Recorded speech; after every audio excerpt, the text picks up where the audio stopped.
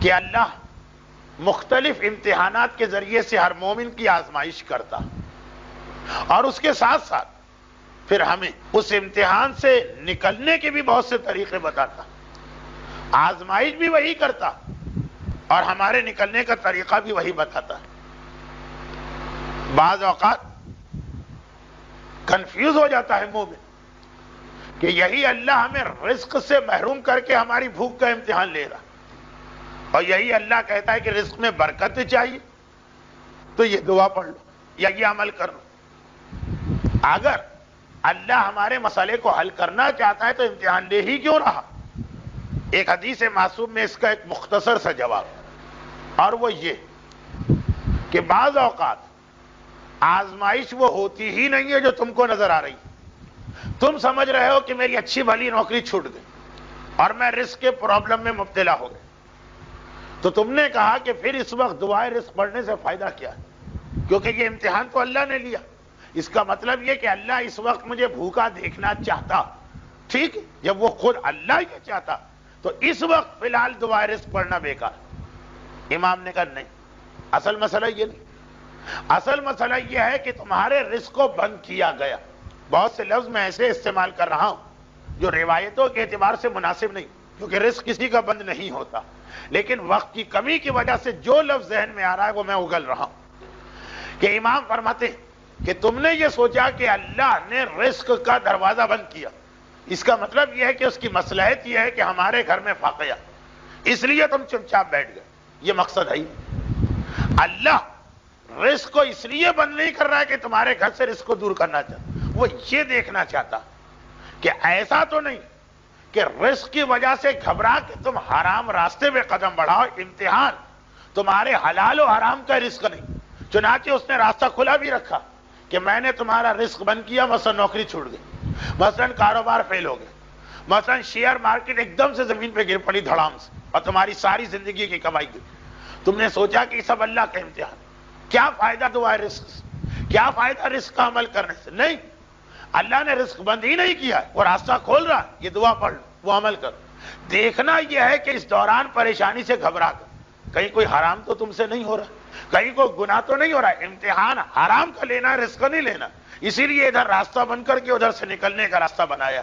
صحت کا مسئلہ اور بہت سارے مسئلے، تو یہ امتحان تو ہر مومن کی زندگی میں آتے رہتے ہیں، لیکن سوال یہ کہ ایک مومن کی زندگی میں سب سے بڑا امتحان کسے کہا جائے؟ کسے کہا جائے سب سے بڑی آزمائش؟ اچھا، اس کے بارے میں ہم عام لوگوں سے تو نہیں پوچھ سکتے۔ وجہ کیا ہے؟ ہم لوگ ہیں بے صبر، ظلومن جہولا قرآن نے ہمارے بارے میں کہا۔ ہم جاہل، ناسمجھ، ہمیں اپنی ہر پریشانی بڑی لگتی ہے اور دوسرے کی ہر پریشانی چھوٹی لگتی ہے۔ جو مسئلہ بہت مشہور محاورہ ہے لیکن بیان کرنے کو دل نہیں جا رہا، اولاد ہمیشہ اپنی اچھی لگتی ہے، بیوی ہمیشہ دوسروں کی اچھی لگتی ہے، لیکن خیر وہ ایک الگ مسئلہ ہے، اس پر آئندہ گفتگو ہوگی۔ تو پریشانی میں بھی وہی جو اولاد اور بیوی کا موازنہ انگلش کے ایک محاورے میں کیا گیا، وہ محاورہ اسلام کے اعتبار سے پریشانی اور عیب کا ہے۔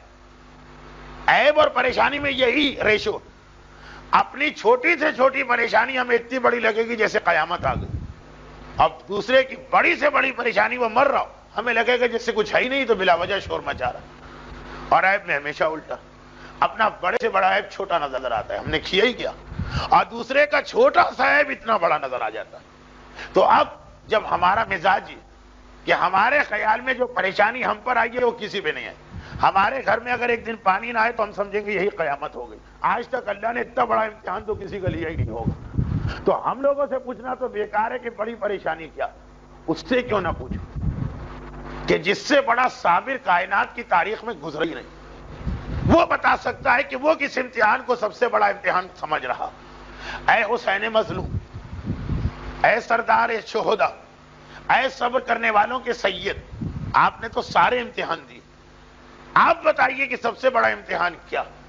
فاقے کا امتحان بھی دیا، فاقہ 3 دن کا فاقہ، غریب الوطنی کا امتحان بھی دیا، گھر والوں سے جدائی کا امتحان بھی دیا، آپ سب سے بڑا امتحان کسے سمجھ رہے ہیں؟ سردار شہداء سید الصابرین سے بہتر فیصلہ کون کرے؟ وہ ایک جملہ منزل مصائب کا جملہ ہے، لیکن اس میں ایک پیغام بھی چھپا۔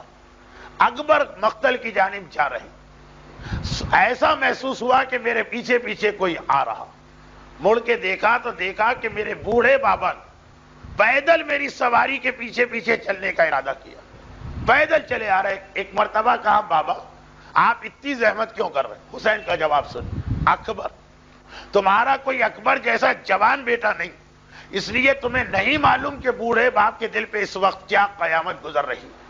سردار شہداء نے بتایا باپ کے لیے اولاد کا امتحان سب سے بڑا امتحان، اور اسی لیے پروردگار نے جب ابراہیم کے سارے امتحان لے لیے تو آخری امتحان اولاد ہی کا رکھا۔ تو ادھر نص قرآنی، ادھر عمل معصوم، ثقلین جمع ہو گئے اس بات پر کہ اولاد کے امتحان سے بڑا امتحان کوئی نہیں۔ اور روایتوں میں یہ کہ اللہ کافر کا امتحان ہمیشہ چھوٹا لیتا ہے، مومن کا امتحان ہمیشہ بڑا رہتا ہے، چنانچہ مومن اولاد کے امتحان سے گزرے گا۔ اب اس امتحان کے کئی طریقے، کبھی یہ امتحان اس طرح ہوتا کہ مومن کو اولاد ملتی ہی نہیں، جس کو اولاد نہ ملے پوچھئے کیسا تڑپتا ہے۔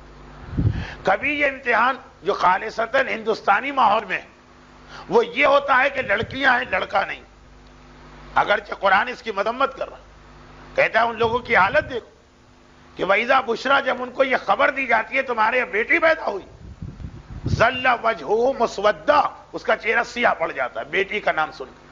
لیکن ہمارے معاشرے میں یہ بھی ایک بڑا امتحان، کبھی اولاد کا امتحان اس طرح ہوتا کہ بیٹی ہے اور شادی نہیں ہو رہی، کبھی اولاد کا امتحان اس طرح ہوتا ہے کہ شادی شدہ بیٹی مگر جہاں جا کے پھنس گئی ہے اس سسرال میں اس پہ بے انتہا مظالم ظلم اس پر ہوں گے، تڑپے گی اس کی ماں۔ کبھی اولاد کا امتحان اس طرح ہوتا ہے کہ بیٹا مر رہا اور باپ اور ماں اس کو بچا نہیں پا رہے۔ بابر نے ہمایوں کے بستر کا طواف کر خدا سے دعا مانگی نا کہ اے خدا اگر تجھے موت ایک زندگی چاہیے تو میری زندگی لے لے، یہ زندگی چھوڑ دو۔ کبھی اولاد کا امتحان یہ ہوتا کہ اولاد کسی ظالم کے چنگل میں پھنس گئی، یہ ظالم اس کے پیچھے لگا ہے کیسے اس کو بچا۔ اور کبھی اولاد کا ایک اور امتحان ہوتا ہے جو بڑا سخت، کوئی پریشانی نہیں ہے اولاد کو لے کے، اتنا بے دین اور گمراہ بن گیا کہ ماں اور باپ ایک طرف جب اس کی گمراہی کو دیکھتے ہیں تو دل چاہتا ہے کاش یہ اولاد نہ ہوئی ہوتی، مگر دوسری جانب ہے تو انہی کے جگر کا ٹکڑا نا، جب اس کی یہ حالت دیکھتے ہیں تو تڑپ تڑپ کے سوچتے ہیں خدا کسی طرح اس سے نیک ہدایت دے اور صحیح راستہ دکھا۔ یہ بھی ایک امتحان ہے، بہت بڑا امتحان، جہاں بیٹے کے پاس پیسے کی کمی نہیں، جہاں بیٹے کے پاس دنیاوی سہولتوں کی کمی نہیں، لیکن باپ اس کے شراب کو دیکھتا، باپ اس کے ترک نماز کو دیکھتا، باپ اس کے احکام دین کا مذاق اڑانے کو دیکھتا۔ کسی اور کا ہوتا تو باپ کہتا یہ مر جائے ایسا بے دین، اپنا بیٹا یہ بھی نہیں کہہ سکتا اور حالت برداشت بھی نہیں۔ یہ سارے اولاد کے امتحان، اور پورا سال اول محرم سے آخر ذی الحجہ جو ہمارے ہاں سال، ایک ایسی تاریخ آتی ہے جسے خاص اولاد کا مسئلہ حل کرنے کی تاریخ خدا نے بنا دیا، اور وہ تاریخ ہے رجب کی 13، رجب کی 14 اور رجب کی 15۔ آئندہ درس ہمارا ہوتا 15 رجب، تب تو یہ تاریخیں نکل چکی ہوتی، 13، 14 اور 15 رجب، عمل ام داؤد۔ ماہ رجب کا روایتوں میں ایک نام ہے عصب، ہم تو کہتے ہیں رجب المرجب، معصوم کہتے ہیں رجب العصب۔ راوی نے پوچھا مولا یہ عصب کیا ہے؟ الف صاد اور بے، مولا یہ عصب کیا؟ امام نے کہا یہ رجب کا وہ نام جو آسمانوں پہ مشہور، دو نام ہو گئے رجب، ایک نام جو زمین پہ مشہور، ایک نام جو آسمانوں پہ مشہور۔ کہا مولا لیکن یہ نام اللہ نے رکھا کیوں؟ راوی ہے عربی زبان جاننے والا، عربی میں سبا یسب و عصب کے معنی کوئی چیز انڈیلنا، انڈیلنا۔ تو کہا مولا یہ تو بڑا عجیب نام ہے، رجب کا مطلب انڈیلنا، کیا انڈیلنا؟ کہا اس لیے کہ باقی مہینوں اللہ کی رحمت تھوڑی تھوڑی ملتی ہے، ماہ رجب میں رحمت انڈیلی جاتی ہے اللہ کے بندوں پر۔ دیکھیے لفظ انڈیلنا، مجھے نہیں معلوم کہ اسے گجراتی میں یا انگلش میں کیا کہتے ہیں، میں محسوس کر رہا ہوں بہت سے لوگ سمجھے ہی نہیں انڈیلنا کسے کہتے ہیں، لیکن اردو زبان میں انڈیلنے کے ساتھ مفہوم آتا ہے کثرت کا. چھوٹی موٹی چیزیں انڈیلی جاتی ہیں. انڈیلا یعنی پوری بالٹی انڈیلی, ٹنکی انڈیلی. رجب کا مہینہ ہے, خدا رحمت انڈیلتا ہے. رحمت کی بالٹیاں, رحمت کے کنستر, رحمت کی ٹنکیاں ہم پہ ڈالی جا رہی ہیں. اس لیے اس مہینے کا نام ہو گیا رحمت ڈالنے کا مہینہ. اور جب رحمت آ رہی تو سب سے بڑی رحمت باپ کے لیے یہ ہے, ماں کے لیے یہ ہے کہ اس کی اولاد کی پریشانی دور ہو. ماہ رجب کی 13, 14 اور 15 خاص میرے پاس خواہش ہے کہ آپ نے پچھلے سال یہ بتایا تھا, اس سال بھی بتائی. پچھلے سال کراچی کے کچھ علاقوں میں کچھ والدین اپنی اولاد کے اس مسئلے میں پریشان تھے کہ ان کی اولاد کے پیچھے کچھ ظالم لگے تھے, کچھ سیاسی مسائل تھے, کچھ طاقتور لوگ لگے تھے, حکومتیں پیچھے تھیں اور بظاہر بچنے کا کوئی امکان نہیں تھا. عمل ام داؤد اصل میں انہوں نے مجھے یاد دلایا. اس سال جو 5 نومبر کا واقعہ پیش آئے تو اس وقت تک رجب شروع نہیں ہوا تھا. ان والدین نے مجھ سے رابطہ قائم کیا اور کہا مولانا آپ نے ممبر پہ یہ پڑھ دیا تھا, ہم نے اس پہ عمل کیا تھا, اور 1 سال بھی ابھی پورا نہیں ہوا, دوسرا رجب شروع نہیں ہوا اور مسئلہ اس طرح حل ہوا کہ ہم کو خود یقین نہیں آ رہا. پچھلے سال ہم سوچ بھی نہیں سکتے کہ حالات اس طرح بدلیں گے اور اس طرح بدل گئے. اس سال بھی آپ جہاں جہاں لوگوں کو ذرا یاد دلا دیجئے, شاید کسی بوڑھے باپ یا بوڑھی ماں کی دعا آپ کو مل جائے. باقاعدہ اس جملوں کے ساتھ مجھ سے بات کی تھی ان لوگوں نے جو ان علاقوں میں رہتے ہیں جہاں یہ مسئلہ تھا. لیکن بات صرف یہ کہ یہ عمل اتنا مشہور ہو گیا کہ میں اس کی تفسیر میں نہیں جا رہا ہوں, صرف یاد دلانے کے لیے میں نے یہ کہا. 13, 14 اور 15 رجب یقیناً بعض لوگوں نے جب مفاتیح الجناح میں یہ عمل پڑھا تو گھبرا گئے کہ یہ تو بہت مشکل عمل ہے, 3 تو روزے رکھنا پڑتے ہیں اور اتنے قرآن کے سورے پڑھنا پڑتے ہیں. بات بھی صحیح بھائی, جتنا بڑا مرض ہوگا اتنی بڑی سرجری یا آپریشن چاہیے ہوگا. اب اگر واقعاً اتنا بڑا مسئلہ ہے تبھی اس عمل کو آپ کو انجام دینا, چھوٹے موٹے مسئلے کے لیے نہیں. یہ عمل ام داؤد ہے کیا؟ عمل کی تاریخ یہ ہے کہ امام حسن کے ایک پوتے ہیں جن کا نام داؤد ہے, اور یہ پوتے جناب حسن مصنع کے فرزند. حسن مصنع امام حسن کے وہ بیٹے جن سے حسین بہت محبت کرتے تھے. امام حسین کو اپنے بڑے بھائی کی اولاد میں حسن مصنع سے بہت محبت. اس وقت تک تو جناب قاسم پیدا بھی نہیں ہوئے, اور اتنی محبت کہ جب حسین کی پہلی بیٹی جوان ہوئی شادی کے قابل, فاطمہ کبریٰ, جن کے بارے میں حسین کہتے تھے مجھے اپنی کبریٰ بیٹی سے اپنی ماں زہرا کی یاد آتی اور اس کے جسم سے وہ خوشبو بلند ہوتی ہے جو میری ماں فاطمہ زہرا کے جسم کی خوشبو. تو جب جناب فاطمہ کبریٰ جوان ہو تو خاص یہ جملہ کہا اپنے بھتیجے حسن مصنع کہ بیٹا حسن مصنع, مجھے تجھ سے اتنی محبت کہ میری فاطمہ کبریٰ کے لیے تیرے سوا مجھے کوئی اہل نظر نہیں آتا. خصوصی جملے ارشاد فرما کے یہ شادی کی تھی. انہی حسن مصنع کی دوسری بیویاں بھی تھی. تو داؤد حسن مصنع کے بیٹے ہیں مگر دوسری بیوی سے, فاطمہ کبریٰ سے نہیں. یہ داؤد اس وقت گرفتار ہوئے جب منصور دوانقی نے ایک مرتبہ سادات مدینہ پر حملہ کیا. بغداد کی دیوار بھی بنانا اور نفس زکیہ کا واقعہ بھی چل رہا, تو باقاعدہ ایک آپریشن کلین اپ کیا گیا, جو بھی آپ کہی, سادات کرام کے خلاف, اور سارے سادات کو گرفتار کر لیا, قصوروار یا بے قصور. یہ لفظ قصوروار بھی میں ان کے حساب سے کہہ رہا ہوں, اسلام کے حساب سے نہیں. جن لوگوں نے منصور کی ظالم حکومت کے خلاف میدان میں نکل کے احتجاج کیا تھا وہ بھی پکڑے گئے, اور جو بیچارے گھر میں بیٹھے تھے وہ بھی پکڑے گئے. اور منصور وہ ظالم کہ جس کے ہاتھ سے کوئی سید بچ کے نہیں آیا, کیونکہ جس وقت بغداد کی دیوار تعمیر ہو رہی تھی تو منصور کا طریقہ یہ تھا کہ بلڈنگ مٹیریل گارے میں پانی کے بدلے سادات کا خون ڈالتا تھا. تو اب ہوتا یہ تھا کہ پتہ چلا کہ روزانہ اتنی دیوار بنانا ہے 10 فٹ کی, 50 سادات کا خون چاہیے. اب آج 50 لائے, روزانہ صبح کو جیل سے 50 لائے جاتے ہیں, شام کو ٹھیکیدار یہ کانٹریکٹر نے اطلاع دی کہ بھائی 48 سادات کے خون سے آج کا کام ہو گیا, 2 بج گئے. منصور کہتا ہے ان کو واپس نہ لے جائیں, جو ہم نے جیل سے نکال لیے مارنے کے لیے اب ان کو مار ہی دو, اس کو واپس نہیں لینا.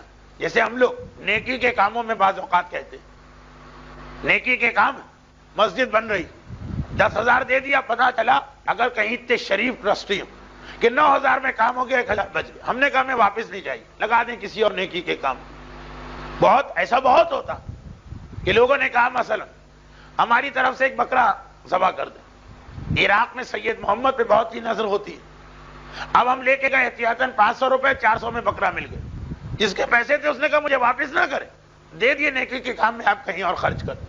تو منصور کیا کہہ رہا، 50 سید میں نے نکالے تھے کہ آج ان کو مارنا، اگر 48 سے کام ہو گیا تو 2 واپس نہ کرو، جو میں نے نیت کی وہ پوری ہونی چاہیے. انہیں اسی طرح زندہ کھڑا کر کے چن دو دیوار کے اندر. ایسا تو ظالم، سادات کرام کی قربانیاں، ایسا تو ظالم. چنانچہ جو اس کے ہاتھ میں گیا سمجھ لیا اس کے گھر والوں نے کہ واپس نہیں آئے. رجب کا مہینہ، چھٹے امام بیمار پڑ گئے. خاندان والے مزاج پرسی اور عیادت کے لیے آنے لگے. جناب داؤد کی والدہ یعنی حسن مصنع کی دوسری بیوی، جنہوں نے بچپنے میں چھٹے امام کو پالا بھی تھا، وہ بھی آتی ہیں امام کی عیادت مزاج پرسی کے. ایک مرتبہ امام نے کہا کہ اے مادر داؤد، خیریت تو ہے سب، بس ایک غمزدہ ماں جس کا دل دکھا ہے، جس کا جوان بیٹا پکڑا گیا اور ایسے ظالم کے پاس کے واپس آنے کا امکان نہیں. بے اختیار آنکھوں سے آنسو جاری ہو. کہا فرزند رسول، میرا بیٹا داؤد ایسے ظالم کی قید میں گیا، میں پریشان ہوں. امام نے کہا پریشان کیوں؟ میں تمہیں ایک عمل بتاتا ہوں اور اس عمل کو کرنا تو میرے جد رسول خدا تمہارے بیٹے کی رہائی کا انتظام کریں گے. جملے پہ غور کیجیے اور واقعے کا آخر سنیے. لیکن 3 دن روزہ رکھنا. ضمناً بتا دوں، جن پر قضا روزہ ہے وہ سنت روزہ نہیں رکھ سکتے، لیکن عمل داؤد میں قضا روزہ چل جاتا ہے. 3 روزے رکھنا ہے، چاہے سنت رکھو، چاہے منت کے رکھو، چاہے قضا کے رکھو. جناب داؤد کی والدہ جن کا نام فاطمہ، حسن مصنع کی پہلی بیوی کا نام بھی فاطمہ ہے، فاطمہ کبریٰ. دوسری بیوی کا نام بھی فاطمہ. جیسے خود حسن مصنع کا اپنا نام بھی حسن ہے، ان کے بابا کا نام بھی حسن. خیر چلی گئی. اور 13، 14، 15 کی رات کو عمل پورا ہو گیا. اب اس کے بعد گھر میں ہے کہ دیکھیں کیا نتیجہ نکلتا. 1 ہفتہ ہوا ہو کہ ایک مرتبہ دیکھا میرا بیٹا داؤد گھوڑے دوڑاتا ہوا مدینے میں داخل ہوا، محلے بنی ہاشم میں آیا، ماں کے گلے لگا، مادر گرامی میں رہا ہو گیا. ماں بہت پریشان، بیٹا یہ ہوا کیسے؟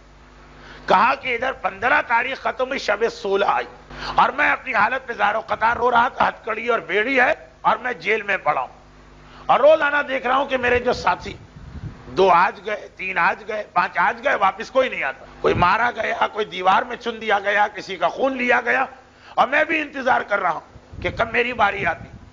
15 کا دن ختم ہوتا ہے رجب کی، 16 کی رات آئی، آدھی رات کا وقت، اور میں غنودگی کے عالم میں ہوں کہ ایک مرتبہ میں نے دیکھا میرے چاروں طرف مجمع آ گئے. گھبرا کے میں نے آنکھ کھولی، کون آئے؟ مجھے لے جانے والے تو نہیں آئے؟ دیکھا کہ نہیں، کچھ ایسے چمکتے ہوئے چہرے تھے کہ میرے دل نے گواہی دی کہ یہ تو میرے بزرگ لگ رہے ہیں. اور ان میں جو سب سے زیادہ شان و شوکت والے، میرا دل پتہ نہیں کیوں کہہ رہا تھا کہ یہ تو مجھے اپنے جد رسول اللہ لگ رہے ہیں.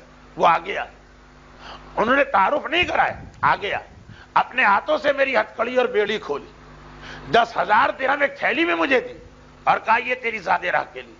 کہا جا، تیری ماں نے آج ایک ایسا عمل مکمل کیا کہ اس کے بعد یہ ہماری ذمہ داری ہے کہ ہم تمہیں رہا کروائیں، اور اطمینان سے جا، جب تو یہاں سے غائب ہوگا تب تیری تلاش میں کوئی نہیں نکلے گا. پورے اطمینان کے ساتھ جا. مادر گرم میرے جد نے اپنے ہاتھوں سے میری ہتھکڑی اور بیڑی کھول کر راستے کی پریشانیاں بھی نہ ہو، کہاں بغداد کہاں مدینہ، 10,000 زاد راہ دیا. یہ عمل داؤد. اس کے بعد علماء کرام میں اتنا مقبول بنا کہ سید ابن طاؤس جن کی کتاب اقبال کا حوالہ مفاتی میں سینکڑوں جگہ فرماتے ہیں کہ آج تک میں نے کوئی ماں ایسی نہیں پائی جس نے اپنی اولاد کے کسی بھی مسئلے کے لیے یہ عمل کیا اور براہ راست اس کو مدد رسول نہ ملی. ابن طاؤس جیسا محتاط فقیہ کہہ رہا ہے ایک ماں مجھے ایسی نہیں ملی. چنانچہ آج اولاد کی پریشانی جن کے گھروں میں، جیسا کہ میں نے کہا کہ جب ہمارے گھر میں پریشانی نہیں ہوتی تو ہمیں دوسرے کی پریشانی کی فکر بھی نہیں ہوتی، لیکن جن کے گھر میں پریشانی، یہ ایک ایسا عمل کہ ایک ہی ہفتہ ہے، آئندہ 15 رجب آ جاتی تو فائدہ نہ ہوتا. اس لیے اسی پر میں بات کو ختم کرتا ہوں. برحمتك يا أرحم الراحمين وصلى الله على محمد وآله